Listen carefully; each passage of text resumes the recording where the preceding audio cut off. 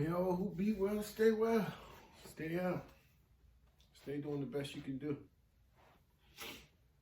I was watching a story yesterday about a guy who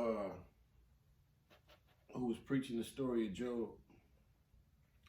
And I had a conversation with a neighbor about it and all that. And it just was striking to me the way someone would read a book like Job and constantly clean up everything they can clean up for God as they go along. So they try to clean up that the devil just walked in on God and his angel. Like, yeah, the devil has that power. You just clean up that the devil took a third of God's angels. I mean, who the fuck is this God y'all worship in God theory? This invisible God who created an invisible heaven where he lives and an invisible hell where you're going to go if you deal with the invisible devil that he created, who stole a third of the stars from heaven or a third of his angels, or has his whole army of his own demons that he created out of the power that God gave him. It's all invisible. These invisible dominions, or this, what they say, we are many, we are legion, right? This invisible legion is fighting with these invisible angels, right?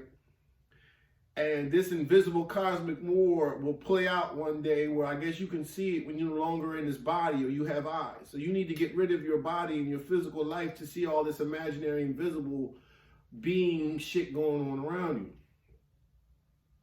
I swear to God, Santa Claus is the birth of Christmas and Christ for a reason, because you have to believe in magical reindeers that fly and angels that take prayers up to an invisible God. So the invisible prayers go with the invisible angel up to the invisible God. I guess if you can get past the invisible demons and devils trying to stop your prayers from going up to the invisible God will send down his invisible grace and the invisible answer to your prayers. And you can go to the visible church and give away visible money for the invisible things that are happening to you in your imagination. And still, they read the book of Job like the devil just didn't walk in there on God. Just start telling God, I'm doing whatever I want down there. Me and my demons, all my angels, we just do what we want to Job. Job is rich. Yet Jesus tells the rich man to sell his stuff to follow me. Now, that's the God of the Old Testament. Isn't Jesus the God of the Old Testament? Now telling rich people in the New Testament, give up your riches and follow me.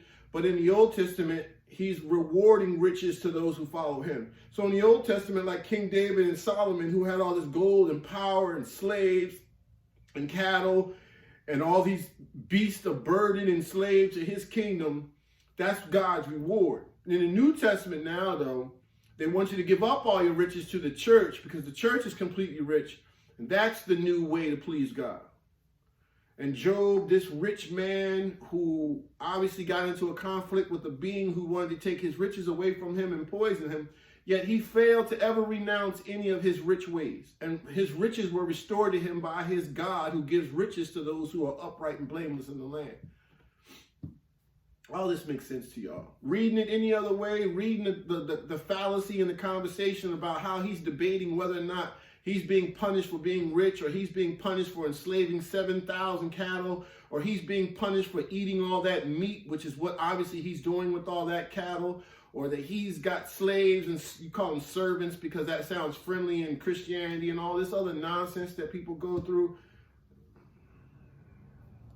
And then they'll tell you, like a Christian or a God theory believer, will tell you there's something wrong for you because you don't believe in all this magic and mystery around the 3-in-1 God who was telling people to be murdered like the Canaanites and the Edenites of the Old Testament. The God who said to Moses, I'm going to take you out of slavery, and says to you in the New Testament, masters, or slaves, obey your masters. None of this shit slaps y'all in the face to wake y'all up. I can say this shit 1,000 different ways from Sunday and show you every example of hypocrisy and contradiction in the Bible. You don't care. It's still real. It's still real. God theory. Okay? Stay well, be blessed. I say less, but I always say more, because you in war with frequency. I'm in Ra. Don't worry. Y'all pray amen. What amen means so be it so. All right, we just change the meaning of whatever you want. Say it means whatever you want. Shit, it's fucking God theory.